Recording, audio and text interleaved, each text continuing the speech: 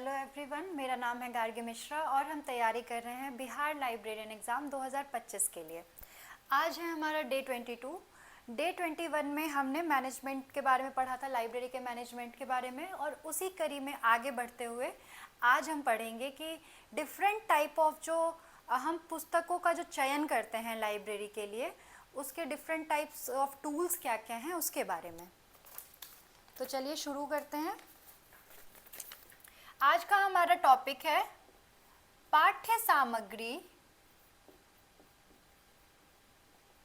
चयन के उपकरण। चयन के उपकरण, जिसको हम इंग्लिश में कहते हैं tools for book selection. Tools for book selection. देखिए क्या होता है, पाठ्य सामग्री यानी कि पुस्तकालय में जो भी पठन योग्य सामग्रियां होती है वो एक स्वाभाविक प्रक्रिया है खरीदने की। किसी भी पुस्तकालय के लिए वो एक स्वाभाविक प्रक्रिया है कि कोई भी पुस्तकालय पाठ्य सामग्री की खरीद करेगा। लेकिन बहुत सारे फैक्टर्स होते हैं जो इस पाठ्य सामग्री की खरीद को प्रभावित करते हैं, जिसमें सबसे पहला बजटिंग है कि हर लाइब्रेरी का अपना अपना एक बजट होता है और उस हिसाब से ही उसे अपने पुस्तकों की खरीद करनी होती है। दूसरा है कि उसके किस तरह के पाठक हैं, उसका जो पाठक का जो संवर्ग है वो छात्र छात्रा हैं कॉलेज स्कूल के या फिर विश्वविद्यालय के, या शोधार्थी हैं, या फिर कोई प्रोफेशनल्स हैं, तो किस तरह के उसके पाठक हैं, उसका क्या बजटिंग है, इन सब चीज़ों पे, वहाँ की क्या भाषा है, इन सब फैक्टर पे निर्भर करता है बुक सिलेक्शन। यानी कि पाठ्य सामग्री का जो चयन है इन सब किन किन बातों पे निर्भर कर रहा है हमारे। एक तो बजट, उसके बाद पाठक वर्ग कि किस तरह के पाठक हैं वहाँ के, भाषा, इन सारी चीज़ों पे हमारा पुस्तक का चयन किस प्रकार किया जाए निर्भर करता है। ठीक है। प्रत्येक साल हर पुस्तकालय पुस्तकों की खरीद करता है। ठीक है, एक बजट आता है उनके लिए, उनके पास बजट आता है। पब्लिक लाइब्रेरी के लिए मैंने बताया हुआ है कि कहाँ से बजटिंग होता है। और जनरली जो पैतृक संस्था होती है वो अपने लाइब्रेरीज को फंडिंग करती है पुस्तक खरीदने के लिए। तो हर साल क्या होता है, पुस्तक का क्रय होता है। यह कार्य बहुत ही ज़्यादा महत्वपूर्ण है पुस्तकालय के लिए। क्यों? क्योंकि पुस्तक ही नहीं रहेंगी तो आप पढ़ोगे क्या। तो ये बहुत ही महत्वपूर्ण काम है पुस्तक की खरीद करना, और उसके लिए सबसे ज़्यादा ज़रूरी है पुस्तक का चयन करना कि किस तरह की किताब हमारे लाइब्रेरी में हो, किस तरह की किताबों को हम अपने लाइब्रेरी में रखेंगे। ये बहुत ही ज़्यादा महत्वपूर्ण होता है। ठीक है। इसका निर्णय कौन करता है कि किस किस तरह के जो पुस्तक हैं वो यहाँ पे लाइब्रेरी में खरीदे जाएंगे। किस प्रकार के पुस्तकों की खरीद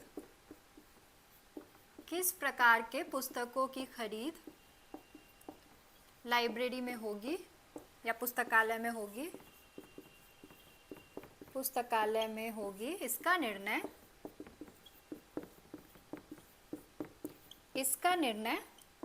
पुस्तकालय समिति द्वारा लिया जाता है। पुस्तकालय समिति मैंने आपको बताया था, इसका निर्णय पुस्तकालय, मैंने बताया था जो एडमिनिस्ट्रेशन से रिलेटेड जो भी निर्णय होते हैं वो किसके द्वारा लिए जाते हैं, पुस्तकालय समिति के द्वारा। पुस्तकालय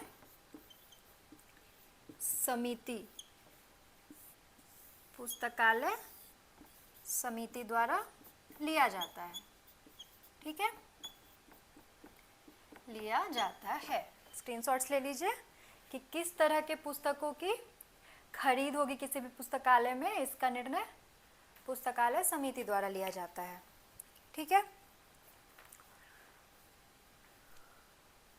आगे बढ़ते हैं।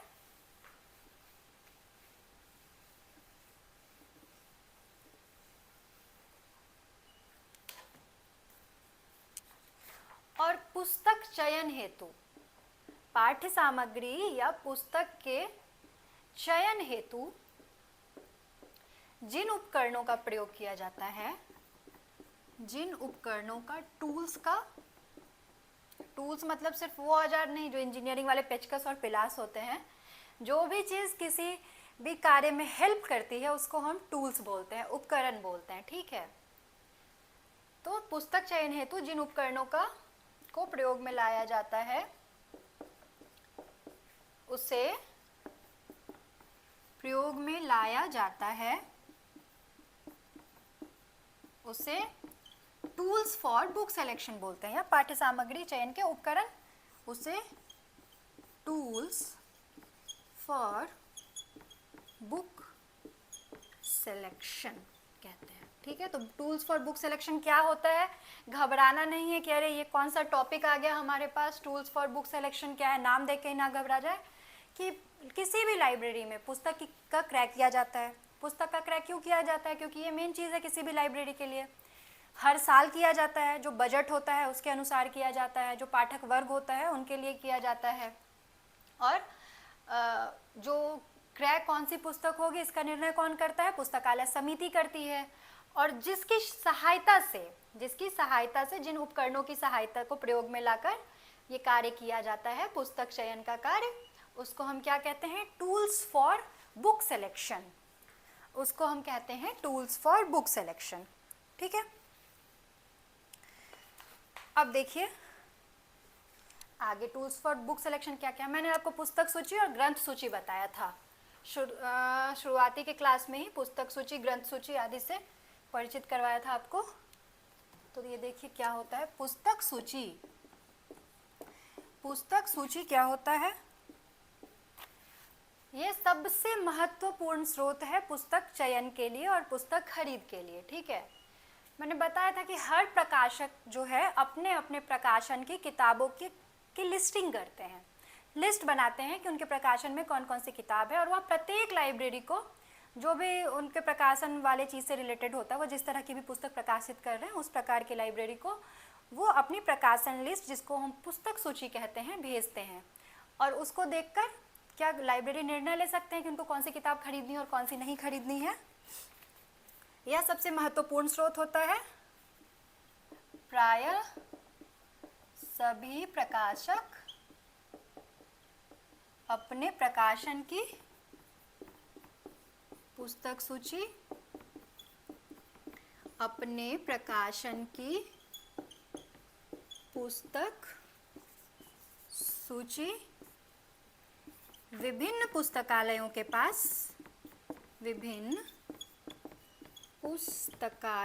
पास भेजते हैं, ठीक है, के पास भेजते हैं, ठीक है। आगे बढ़ेंगे, पुस्तक सूची देख लिया आपने। अब हम आगे बढ़ते हैं ग्रंथ सूची। ग्रंथ सूची भी हमने पढ़ा था, आपको याद होगा IBN मैंने बताया था, INB Indian national bibliography, INB। ग्रंथ सूची, ठीक है, इसका जो प्रकाशन होता है वो राष्ट्रीय स्तर पर होता है, अंतर्राष्ट्रीय स्तर पर होता है।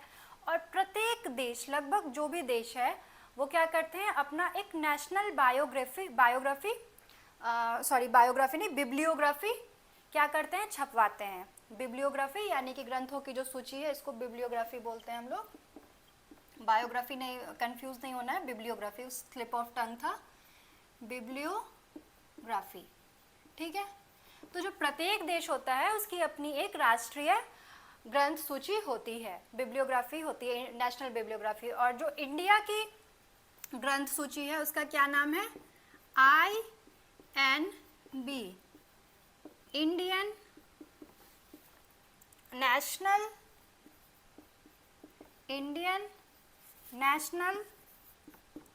बिब्लियोग्राफी, ठीक है, INB।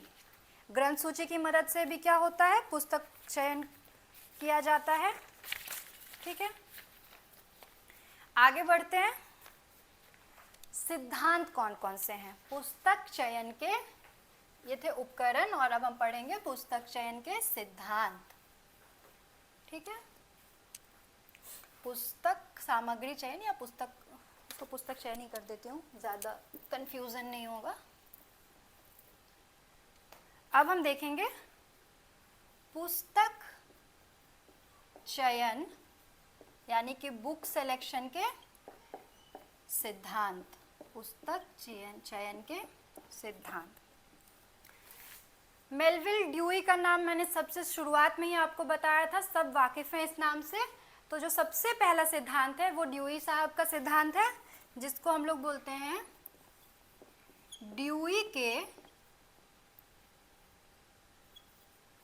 ड्यूई का पुस्तक चयन सिद्धांत। देखिए इससे क्वेश्चंस कैसे आ सकते हैं कि आपको एक स्टेटमेंट दे देगा और ये बोलेगा कि ये पुस्तक चयन का सिद्धांत किसके द्वारा बोला गया है, कि कौन से बुक सिलेक्शन का ये सिद्धांत है। इस तरीके से आपको क्वेश्चन दिया जा सकता है। या फिर स्टेट दे दिया जाएगा कि ड्यूई का पुस्तक चयन का सिद्धांत का क्या तात्पर्य है, उसके बाद 4 आपको स्टेटमेंट्स दे दिए जाएंगे। तो इस तरह से क्वेश्चंस आ सकते हैं। तो लिखिएगा मेलविल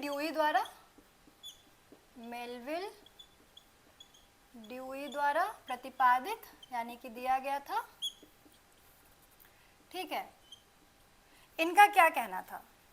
ठीक है, इनका कहना था the best reading for the largest number at the least cost. पहले हम इसको लिखते हैं स्टेटमेंट को, फिर देखेंगे कि ये क्या है। द बेस्ट रीडिंग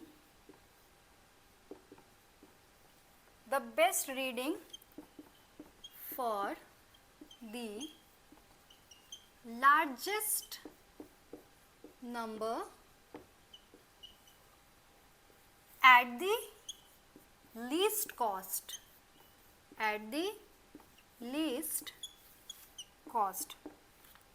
इसका अर्थ है कम से कम लागत में ज़्यादा से ज़्यादा पाठकों तक, ज़्यादा से ज़्यादा संख्या तक श्रेष्ठ पाठ्य पुस्तक पहुंचाना। देखिए द बेस्ट रीडिंग, ठीक है, इसका क्या अर्थ है?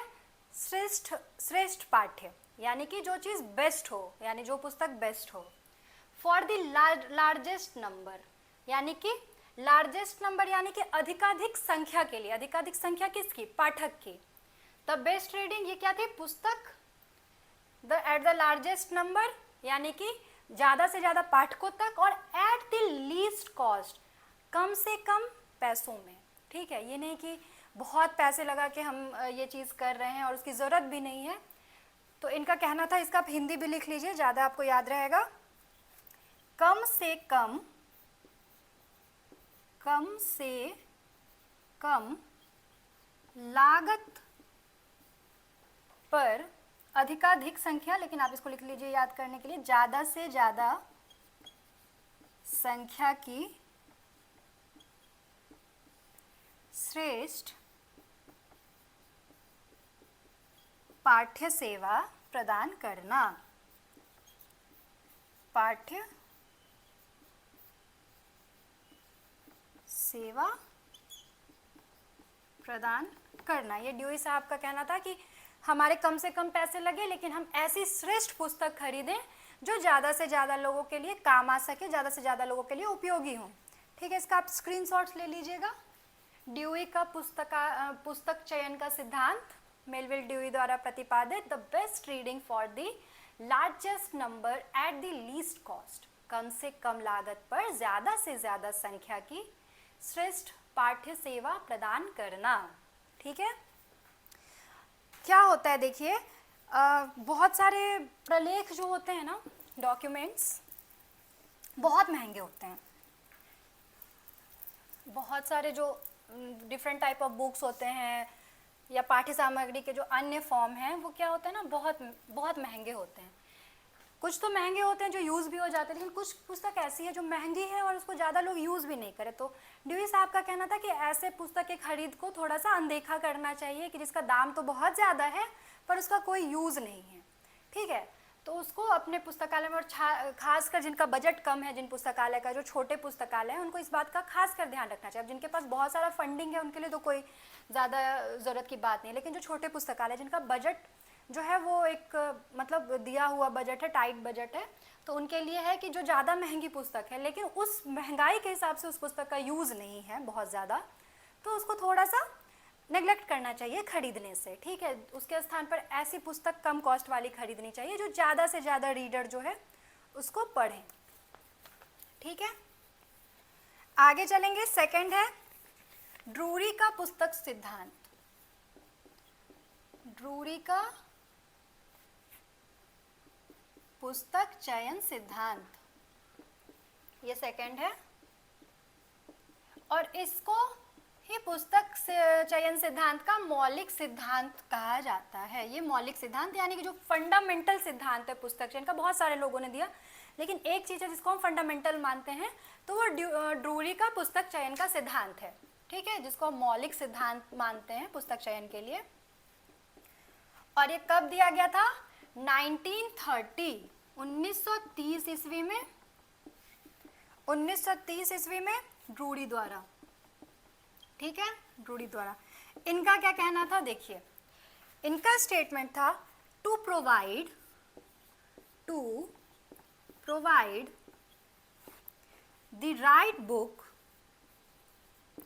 the right book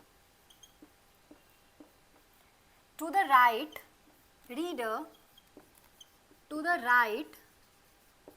reader at the right time,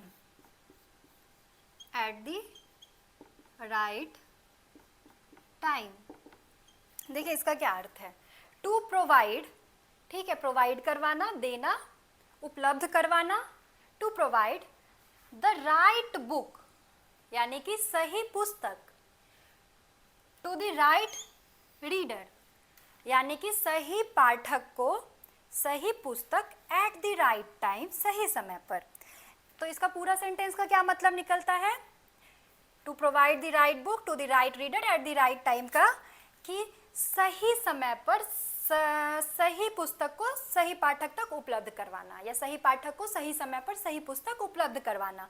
ये ड्रूरी का पुस्तक चयन का सिद्धांत है कि सही समय पर, मैंने कहा था कि डेटा जो है वो हमेशा सही समय पर मिलना चाहिए, वही चीज़ है यहाँ पे, इसको लिख लीजिए, सही समय पर सही पाठक को सही पुस्तक, सही या उचित जो भी लिख रहे हो आप, सही पुस्तक उपलब्ध करवाना। ये इनके पुस्तक चयन का सिद्धांत था। सब कुछ क्लियर है। पुस्तक क्रय आप कैसा करोगे, कैसा पुस्तक आपको क्रय करना चाहिए, तो एक लाइन में ये स्टेटमेंट से क्लियर है कि जो सही समय पर मिल जाए सही पाठक को, ठीक है, और सही पुस्तक। हमें ऐसी पुस्तक खरीदनी है जो एट द टाइम उस पाठक को टाइम पे मिल जाए जो उसको चाहिए। तो ये भी क्रय के लिए एक महत्वपूर्ण पुस्तक चयन का सिद्धांत है ड्रूरी का। इसका आप ले लीजिए स्क्रीनशॉट्स, फिर हम आगे बढ़ेंगे। ड्रूरी का पुस्तक चयन सिद्धांत 1930 ईस्वी में दिया गया था। इसी को मौलिक सिद्धांत माना जाता है। To provide the right book to the right reader at the right time, ठीक है। फिर हम तीसरे पुस्तक चयन के सिद्धांत की ओर चलते हैं। तीसरा जो है वो मैककॉल्विन के द्वारा प्रतिपादित है। चलिए हम देखते हैं क्या है ये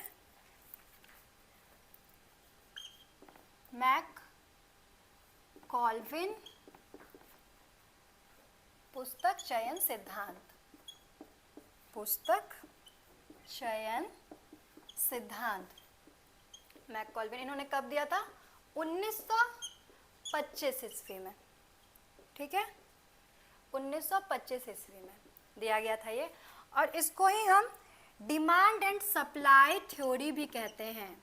पुस्तक चयन के लिए डिमांड एंड सप्लाई थ्योरी आपने पढ़ा होगा, अगर आप इकोनॉमिक्स के स्टूडेंट होंगे तो डिमांड एंड सप्लाई थ्योरी आपने पढ़ा होगा।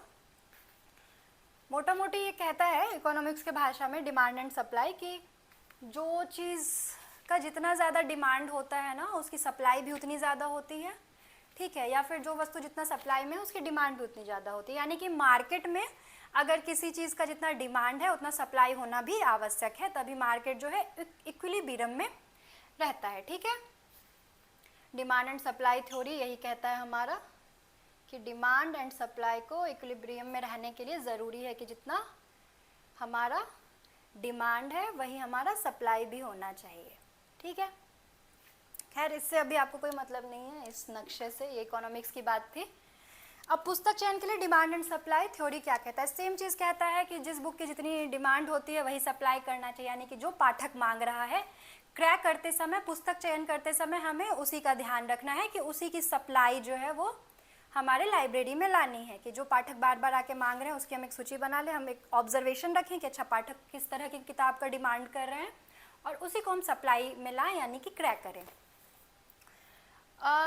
इसका हम एक लिख लेते हैं, जो स्टेटमेंट होता है वो थोड़ा महत्वपूर्ण होता है, यही मैककॉल्विन पुस्तक चयन का ही सिद्धांत का है, ये डिमांड एंड सप्लाई वाले का ही। बुक्स इन देमसेल्व्स आर, लिखिएगा, books in themselves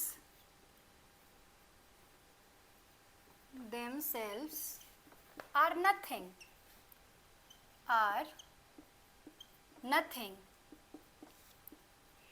they are no more meaning than the white paper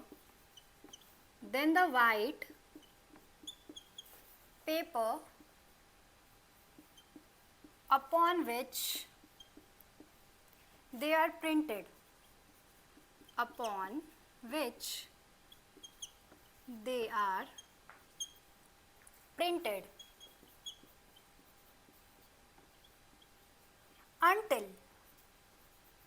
until they are made serviceable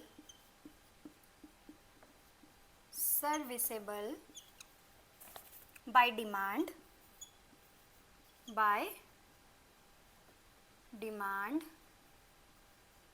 the more closely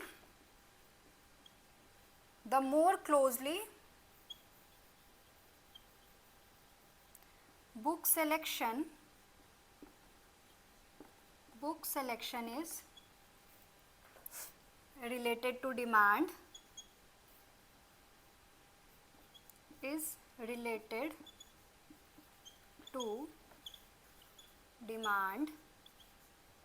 the greater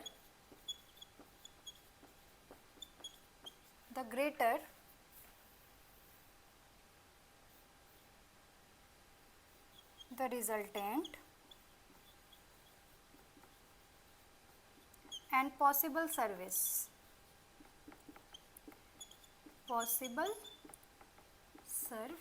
ठीक है, इसको आप पहले नोट करिए, फिर मैं आगे बढ़ती हूँ इसी को समझाने के क्रम में।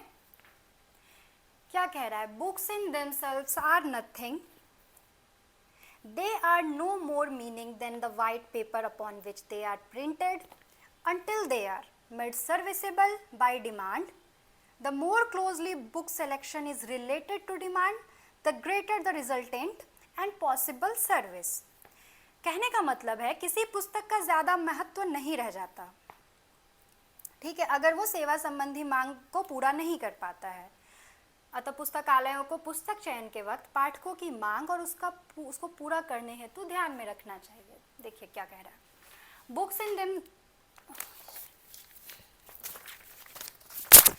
Books in themselves are nothing, यानी बुक अपने आप में कुछ नहीं है जब तक कि they are more than meaning then, उनका बस इतना ही अर्थ है कि वो प्रिंटेड है किसी वाइट पेपर पे, अंटिल जब तक कि दे आर मेड सर्विसेबल, यानी कि जब तक वो पाठक को दे ना हो, ठीक है, बाय डिमांड, कि जब तक पाठक उसकी मांग ना करे। और the more closely book selection is related to the demand, और जो बुक सिलेक्शन है, बुक जो हम सेलेक्ट करते हैं, पुस्तक का जो चयन करते हैं, वो जितना ही ज़्यादा डिमांड से रिलेटेड होंगे, द ग्रेटर उतना ही ज़्यादा रिजल्ट अफेक्टिव होगा और पॉसिबल सर्विस होगा। यानी कि जो, अगर सीधे शब्दों में समझिए आप, मैं इसको ऐसे समझाती हूँ कि एक लाइब्रेरी है, ठीक है, एक लाइब्रेरी जो मेडिकल से रिलेटेड है, मान लीजिए, ठीक है, कोई मेडिकल फील्ड से रिलेटेड लाइब्रेरी है। अब हमने क्या किया, वहाँ पे पुस्तकालय चयन के लिए जाके हमने वहाँ पे लाइब्रेरी साइंस की किताब खरीद के रख दी। अब उसकी कोई मांग ही नहीं कर रहा है, तो वो अनयूज्ड बुक है, बेकार बुक है उस लाइब्रेरी के लिए, लाइब्रेरी साइंस की। मेडिकल के लाइब्रेरी के लिए लाइब्रेरी साइंस की किताब क्या हो गई, बेकार हो गई। लेकिन अब बार बार आ रहे हैं डिमांड करने के लिए कि हमें मेडिकल से रिलेटेड ये बुक चाहिए, ये बुक चाहिए, तो आप क्या करते हैं, उस डिमांड को अच्छा आपने ध्यान में रखा, ठीक है, और जब आपने अगली बार पुस्तक को क्रैक किया ना, तो आप उस डिमांड को ध्यान में रखते हुए अब आप मेडिकल की बुक मंगवा रहे हो उस लाइब्रेरी के लिए। तो अब क्या हुआ, यहीं पे ये कहा जा रहा है कि the more closely book selection is related to demand, यानी कि अब आपने क्या किया है, बुक सिलेक्शन को जो है उसको रिलेट कर दिया है आपने पाठक के डिमांड से। उनकी डिमांड को हम बोल सकते हैं मांग, ठीक है, इसको हम लोग हिंदी में बोलते हैं मांग, कि आप किसी चीज़ की मांग करते हो। तो यहाँ पे ये बोला गया कि the more closely book selection, की जो पुस्तक चयन का जो आपकी प्रक्रिया है, अगर वो आप पाठक के डिमांड से रिलेट कर देते हो कि अच्छा आप ध्यान रख रहे हो कि अच्छा फलाना पाठक जो है ये पुस्तक मांगने के लिए आया था, तो चलो मैं इसे लाइब्रेरी में मंगवा लेता हूँ, ठीक है। तो क्या हो गया ना कि आपने उस सिद्धांत पर बुक्स को मंगवाया, और उस सिद्धांत पे मंगवाते ही चूँकि वो मेडिकल की लाइब्रेरी थी, आपने पाठक आपसे मेडिकल की बुक मांग रहे थे और आपने उस चीज़ पे ध्यान दिया, तो अब क्या हुआ ना कि उस पुस्तक को के पाठक हो गए, यूज़ हो रही है वो पुस्तक। तो यही कह रहा है कि द ग्रेटर द रिजल्टेंट, यानी कि जो रिजल्टेंट होगा, आपका रिजल्टेंट क्या है फाइनली बुक क्रैक करने का, कि लोग उसे पढ़ें। आप बुक क्यों क्रैक कर रहे हो, ताकि लोगों को आप सर्विस दे सको, लोग उस किताब तक पहुँचें, पाठक को उसकी पुस्तक मिले, प्रत्येक पुस्तक को उसका पाठक मिले, हम पहले ही पढ़ चुके हैं। तो आपका जो पॉसिबल सर्विस है वो बढ़ जाता है, रिजल्टेंट जो है बढ़ जाता है। तो स्क्रीनशॉट्स लीजिए। अगर आप इसका हिंदी भी लिखना चाहते हैं तो मैं बता देती हूँ, आप नोट कर लो। किसी पुस्तक का ज़्यादा महत्व नहीं रह जाता, किसी पुस्तक का ज़्यादा महत्व नहीं रह जाता अगर वह सेवा संबंधी मांग को पूरा नहीं कर पाता है, ठीक है। अतः पुस्तकालयों को पुस्तक चयन के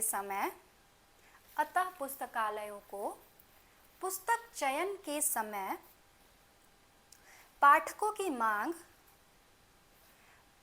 की मांग और उसको पूरा करना ध्यान में रखना चाहिए, ठीक है। तो ये हमारा क्या हो गया, मैककॉल्विन का पुस्तकालय सिद्धांत, और हर चीज़ में हमारे रंगनाथन जी ने अपना विचार प्रकट किया है। क्लासिफिकेशन से लेके कैटलॉगिंग से लेके 5 लॉज तक हर चीज़ में रंगनाथन जी ने अपना विचार प्रकट किया है। उसी तरह से पुस्तक चयन के बारे में भी शुरू में ही कह दिया था, जो 5 सूत्र थे वो पुस्तक चयन को भी प्रतिपादित कर रहे थे। लिखिएगा, रंगनाथन का पुस्तक चयन या रंगनाथन का बुक सिलेक्शन। रंगनाथन का पुस्तक चयन, ठीक है। आपको 5 सूत्र मैंने पढ़ाया था शुरुआत के ही क्लास में, 5 सूत्र थे लाइब्रेरी साइंस के। उसमें जो प्रथम 3 नियम थे, प्रथम 3 नियम वही क्या थे, बुक सिलेक्शन के लिए थे। बुक सिलेक्शन के लिए प्रथम 3 नियम थे। फटाफट से याद करिए कि प्रथम 3 नियम कौन से थे। याद आ गया होगा आप लोगों को अगर आपने पढ़ा होगा तो। पहला था book are for use. First हमारा था पुस्तकें उपयोग के लिए है। फर्स्ट लॉ क्या था, पुस्तकें उपयोग हेतु है, ठीक है। अब पहला लॉ कह रहा था पुस्तक के उपयोग हेतु है, यानी कि पुस्तकें ऐसी लाओ जिसका अधिकाधिक उपयोग हो सके, ज़्यादा से ज़्यादा यूज़ हो सके। तो बुक सिलेक्शन में हमें पहले नियम ने हमें बता दिया कि बुक सिलेक्शन कैसे करना है, कि ऐसी पुस्तक आनी चाहिए जिसका ज़्यादा से ज़्यादा उपयोग हो सके। उसके बाद हमारा सेकेंड लॉ था प्रत्येक पाठक को उसका पुस्तक मिले, प्रत्येक पाठक को उसकी पुस्तक मिले, ठीक है। ये भी सेम बुक सिलेक्शन में हेल्प कर रहा था कि प्रत्येक पाठक, जो पाठक मांग कर रहा है उसको उसकी पुस्तक मिलनी चाहिए, यानी कि आप जिस तरह के पाठक आपकी लाइब्रेरी में आ रहे हैं आप उस तरह की पुस्तक जो है मंगवा के रखो अपनी लाइब्रेरी में। तो ये भी क्या था, क्रैक के लिए हमारी हेल्प करेगा कि हम देखेंगे कि पाठक किस तरह की पुस्तक मांग कर रहे हैं, उस तरह की हम पुस्तक लाएं। थर्ड था प्रत्येक पुस्तक को उसका पाठक मिले। प्रत्येक पुस्तक को उसका पाठक मिले, यानी कि अनयूज्ड बुक नहीं होनी चाहिए कि आपने किताब तो खरीद लिया लेकिन उसका कोई पाठक ही नहीं है, तो ये भी ध्यान रखना है। पुस्तकें ऐसी लाएं जिसका पाठक हो, पाठक उसकी मांग करे, ठीक है। तो ये थर्ड भी बुक चयन में, हमारी पुस्तक चयन में, बुक सिलेक्शन में क्या करता है, हेल्प करता है। तो ये जो प्रथम 3 नियम थे 5 सूत्र में से, पुस्तक के उपयोग हेतु है, प्रत्येक पाठक को उसकी पुस्तक मिले, प्रत्येक पुस्तक को उसका पाठक मिले। ये क्या करता है हमारा रंगनाथन जी का बुक चयन का सिद्धांत, पुस्तक चयन में यही बातें कही गई है, 3 लॉज। और इन्होंने ये भी कहा है कि पुस्तकों के चयन के लिए सर्वे कराना चाहिए। सर्वे के आपके जो पाठक वर्ग हैं उसमें सर्वे कराना चाहिए कि किस तरह की पुस्तक आए, और प्राधिकार को यानी कि ऑथोरिटी जो होते हैं उनको पुस्तक चयन में पाठकों की इच्छा का ध्यान रखना चाहिए, यानी कि कहीं ना कहीं जो भी चीज़ है वो हम पाठक की सर्विस के लिए ही कर रहे हैं, तो उनकी इच्छा का, प्राधिकार को चाहिए कि उनकी इच्छा का ध्यान रखें कि किस तरह की पुस्तकें जो है वो लाइब्रेरी में लाई जाएं, ठीक है। इससे क्या होगा कि जो हमारा बजट है उसमें हम अच्छी पुस्तकें ला पाएंगे। ओके, चलिए, तो ये हमारा पुस्तक चयन का सिद्धांत था जो हमने पढ़ लिया अभी, ड्यूई का, ड्रूरी का, मैककॉल्विन का और रंगनाथन जी का। ये 4 हमने पुस्तक चयन के सिद्धांत पढ़ लिए और इसी आधार पर लाइब्रेरीज में जो है वो पुस्तकें क्रैक की जाती है, पुस्तकें आती हैं, ठीक है। अब हम मैनेजमेंट में ही, लाइब्रेरी मैनेजमेंट, पुस्तकालय प्रबंधन में ही आगे बढ़ते हैं और देखते हैं और पुस्तकालय प्रलेख और सूचना सामग्री का स्वरूप क्या है, उसकी विशेषता क्या है, ठीक है। पुस्तकालय प्रलेख यानी जो डॉक्यूमेंट्स होते हैं या सूचना सामग्री कौन कौन सी होती है, स्वरूप, ठीक है। इसका क्या क्या स्वरूप है, पुस्तकालय प्रलेख यानी डॉक्यूमेंट्स एंड इंफॉर्मेशन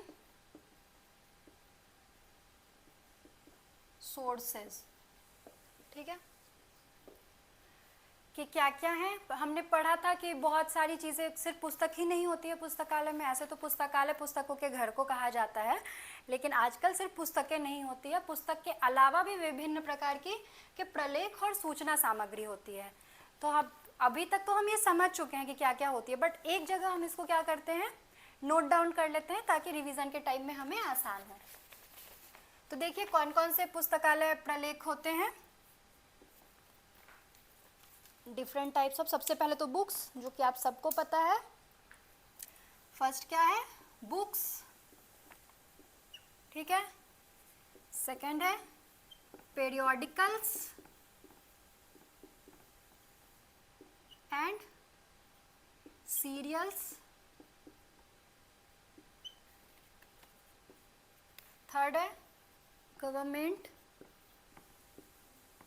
डॉक्यूमेंट्स,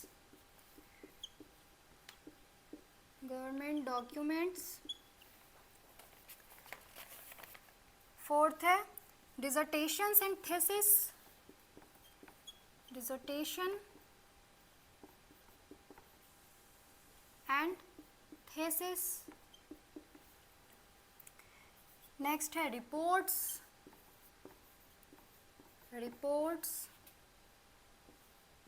फिर है पैम्पलेट्स,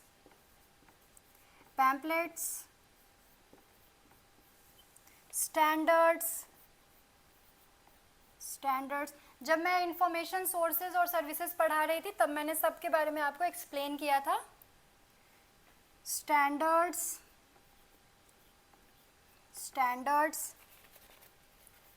चलिए इधर ही लिख देती हूँ, एक साथ आ जाएगा आपको। 8th है patents, trade literature, trade literature, maps, atlas and globes, maps, atlas and globes, photographs, photographs, microforms, microforms, audio visuals, audio visuals, non documentary sources, non documentary sources,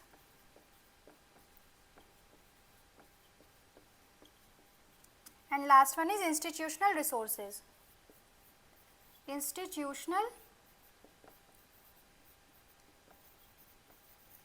resources।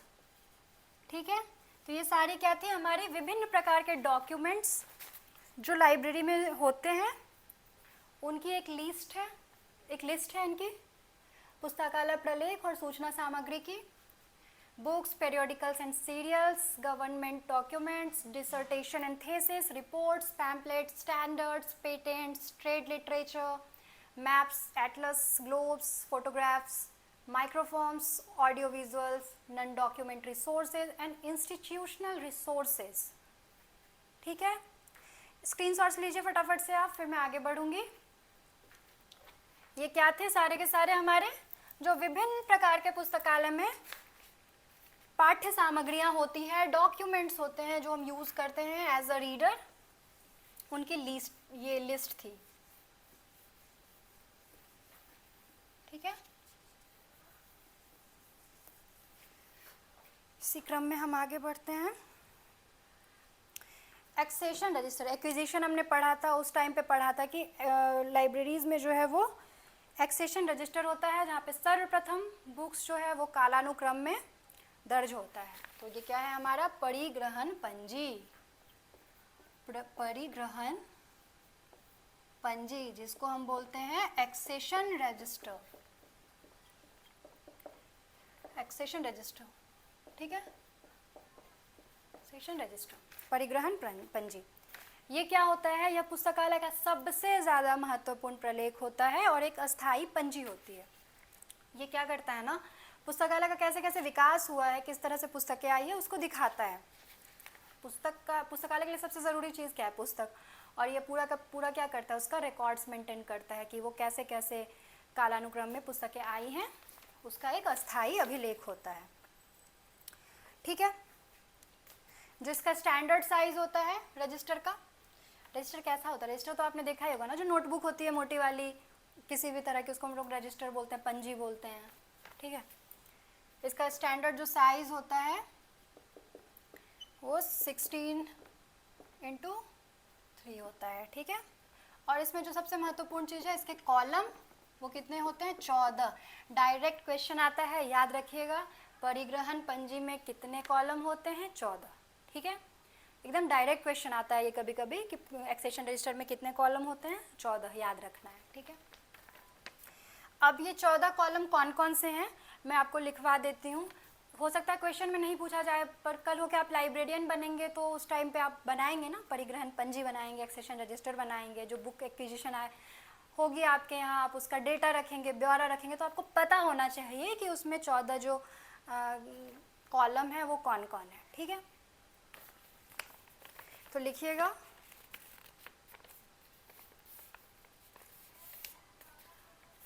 पहला है परिग्रहण तिथि, परिग्रहण तिथि यानी कि किस डेट में आप उसको रजिस्टर में दर्ज कर रहे हैं, भले ही वो कभी भी आई हो लाइब्रेरी में, लेकिन जिस डेट में आप उसको दर्ज कर रहे हैं अपने रजिस्टर में, वो कहलाती है। मान लीजिए कि 10 दिन पहले कोई किताब आई, ठीक है, मान लीजिए 21 तारीख को कोई किताब आई, लेकिन आज मैं 29 तारीख को दर्ज कर रही हूँ, तो वो 29 तारीख परिग्रहण तिथि कहलाएगी, डेट। ठीक है, फिर सेकंड है परिग्रहण संख्या, एक्सेशन नंबर जिसको हम बोलते हैं, एक्सेशन नंबर। देखिए इस तरह से कुछ होती है, ऐसे कॉलम बनाया होता है, ठीक है। मान लीजिए यहाँ पे डेट है, ऐसे मैं एक बना देती हूँ ऊपर और साथ साथ में लिखते जाऊँगी तो आपको ज़्यादा समझ में आएगा। मान लीजिए कि ये कोई रजिस्टर टाइप चीज़ है, ठीक है, तो उसमें ऐसे ही बना होता है। 14 जो होती है पंजी वो इस तरीके से होगा आपका। ये देखिए, मान लीजिए कि फर्स्ट हमने डेट डाल दिया इधर, आज के डेट में जो जो बुक करेंगे, यहाँ पे एक्सेशन नंबर हो गया हमारा, ठीक है, कि 0001 मान लीजिए कि पहले नंबर पे कोई किताब आई तो हमने ये नंबर डाला है, फिर ऐसे 2, हर अपने तरीके से लोग बनाते हैं। फिर थर्ड है हमारा लेखक, कि जो बुक आई है उसके ऑथर का या लेखक का क्या नाम है, ठीक है। तो यहाँ पे मान लीजिए ऑथर हो गया। उसके बाद है आख्या, जिसको हम कहते हैं टाइटल, आख्या। जैसे मान लीजिए कि गोदान पुस्तक है, ठीक है, मुंशी प्रेमचंद जी ने उसे लिखा तो ऑथर का नाम मुंशी प्रेमचंद आ जाएगा। आख्या उसका क्या हो जाएगा, गोदान। टाइटल जो है वो क्या हो जाएगा उसका, गोदान। तो ये हो गया टाइटल, ठीक है। फिर फिफ्थ है संस्करण, जिसको हम कहते हैं एडिशन, एडिशन, ठीक है। यहाँ पे एडिशन हो गया कि कौन सी संस्करण है उस पुस्तक की। फिर है खंड। आई थिंक आप लोग को संस्करण और खंड में पता होगा डिफरेंस। संस्करण होता है ना कि मान लीजिए कि हमने कोई पुस्तक, मान लीजिए लाइब्रेरी साइंस पे कोई पुस्तक आई, ठीक है, पहली बार, तो फिर उसके बाद वो पुस्तक है, अब हमने दूसरे साल भी उस पुस्तक को निकाला कुछ कुछ छोटा मोटा एडिट करके, तो वो उसका संस्करण हो जाएगा सेकेंड ईयर में। लेकिन अगर लाइब्रेरी साइंस पे मैंने 2 पुस्तक निकाली है, एक पुस्तक है, दोनों में सेम लगभग कंटेंट है, आधा चीज़ इसमें लिखा है आधा चीज़ में, तो उसका क्या कहलाएगा, खंड कहलाएगा, वॉल्यूम। सेम ईयर में छप रही है लेकिन वो वॉल्यूम कह रहा है, उसी पुस्तक की पूरी एक ही चीज़ को हम पूरी पुस्तक में नहीं डाल पाए तो उसका हम सेकंड खंड बना देते हैं, तो वो क्या कहलाता है, वॉल्यूम, खंड। तो यहाँ पे आ जाएगा वॉल्यूम, ठीक है। फिर प्रकाशन स्थान एवं प्रकाशक, नेक्स्ट जाएगा 7th, प्रकाशन स्थान एवं प्रकाशक, ठीक है, कि कहाँ से प्रकाशित हो रही है और उसका प्रकाशक कौन है, पब्लिशर कौन है, तो यहाँ पे आ जाएगा पब्लिशर, ठीक है। पब्लिशर आ गया हमारा। इस साइड ही लिख देती हूँ मैं, ज़्यादा सही रहेगा। एक्सेशन नंबर को थोड़ा छोटा कर देते हैं, एक्सेशन नंबर, ठीक है, एक साथ सारा आ जाएगा। ये आप नोट करिए पहले, फिर आगे बढ़ते हैं। प्रकाशन वर्ष 8th है हमारा, प्रकाशन वर्ष, जिसको हम कहेंगे ईयर, ठीक है। हो सकता है 2023 में आई हो किताब, 2022 में आई हो, लेकिन हमारे पास 2025 में आ रही है, तो प्रकाशन वर्ष में जो पुस्तक पे वो प्रकाश, जिस वर्ष में उस पुस्तक का प्रकाशन वर्ष होगा वो फर्स्ट पेज पे जनरली मिल जाता है हमें, वो हमारा प्रकाशन वर्ष या ईयर हो जाएगा, ठीक है। फिर 9th है पृष्ठ, पृष्ठ यानी पेजेस, कि टोटल नंबर ऑफ पेजेस कितने हैं, वो भी हम नोट करते हैं। उसके बाद स्रोत, सोर्स। अब स्रोत का क्या अर्थ है, देखिए पुस्तकालय में किस प्रकार से वो पुस्तक आई है, या तो हम उसको क्रैक करेंगे, या तो वो दान के रूप में दी जाएगी हमें, या उपहार के स्वरूप भेंट की जाएगी, ठीक है, या फिर दंड के रूप में कोई वो पुस्तक प्रदान कर सकता है कि उसने गुम कर दी कोई पुस्तक, तो जो दूसरी पुस्तक आई वो एज अ पनिशमेंट दंड के रूप में मिला, तो उसको हम कहते हैं स्रोत, कि पुस्तक का आने का क्या स्रोत है उस पुस्तकालय में, तो सोर्स, ठीक है। उसके बाद मूल्य, जिसको कहते हैं प्राइस, कि किस प्राइस पे वो पुस्तक है, मूल्य, प्राइस। उसके बाद बोधांक संख्या, बोधांक संख्या क्लासिफिकेशन के टाइम में आपने पढ़ा था ये सारा। कॉल नंबर जिसे बोलते हैं, वर्गांक या वर्ग संख्या, क्लास नंबर एंड ग्रंथ संख्या जिसको हम कहते हैं बुक नंबर। ठीक है, कॉल नंबर मैं लिख देती हूँ यहाँ पे। उसके बाद है देयक संख्या व तिथि, डेट ऑफ सप्लाई, यानी कितने तारीख को वो सप्लाई की गई लाइब्रेरी में, वो पुस्तक कितने तारीख को वो लाइब्रेरी में आई, उसको हम बोलेंगे डेट ऑफ सप्लाई, DOS लिख देती हूँ, डेट ऑफ सप्लाई। और लास्ट वन 14 इज अभियुक्ति, जिसको हम कहते हैं रिमार्क। अगर आपको लग रहा है कि अच्छा ये सारी तो जानकारी दे दी है हमने, लेकिन ये सारी जानकारी हमने दे दी है, लेकिन इसके अलावा भी इस पुस्तक के बारे में हमें कुछ लिखना है, या आपको स्पेशल नोट्स आपको लगे कि इसके लिए कुछ जानकारी है जो और भी ज़रूरी हो सकती है, जैसे कि कह सकते हैं कि कोई ट्रांसलेटर भी है उस बुक का, लेखक तो कोई और है लेकिन कोई ट्रांसलेटर भी है, तो इस तरह के रिमार्क्स जो होता है ना, किसी और लैंग्वेज की किताब है, लेखक कोई और है, मान लीजिए कोई रशियन किताब है, उसके लेखक कोई और है, लेकिन हिंदी में किसी और ने ट्रांसलेट किया है, तो उन सब चीज़ों को हम रिमार्क्स में, जो भी और एक्स्ट्रा इन्फॉर्मेशन है उसको रिमार्क्स में डाल सकते हैं, है ना। तो इसका आप स्क्रीनशॉट्स ले लीजिएगा फटाफट से। एक्सेशन रजिस्टर की ये सारी चीज़ें हैं कि क्या क्या इसमें नोट डाउन होता है।